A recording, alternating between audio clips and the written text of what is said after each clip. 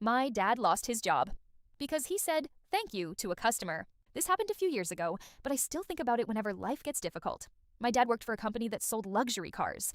They were one of the biggest dealerships in the area, selling brand new high end models. The company had a reputation for being successful, and management acted like customers should feel lucky just to buy from them. One day, after completing a sale, my dad thanked the customer and told them he hoped to see them again in the future. It sounded completely normal to me, but apparently, his boss overheard the conversation. According to my dad, his boss got angry and said something along the lines of, "Why are you thanking them and asking them to come back? We don't need to beg customers. We are already the best." My dad tried to explain that he was simply being polite and showing appreciation, but the boss didn't see it that way. Not long after that, he was let go. I remember how shocked I was when he came home and told us what happened. At dinner that night, everyone was frustrated and confused. My dad stayed surprisingly calm. Then he said something I've never forgotten. "Nothing good lasts longer." At the time, I thought he was just disappointed.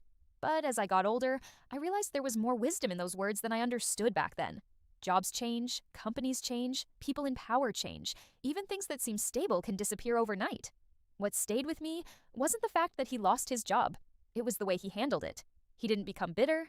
He didn't stop being polite. He didn't change his values just because someone punished him for them. Today, whenever I face setbacks, I remember that conversation. It reminds me not to tie my entire identity to a job, a position, or a company.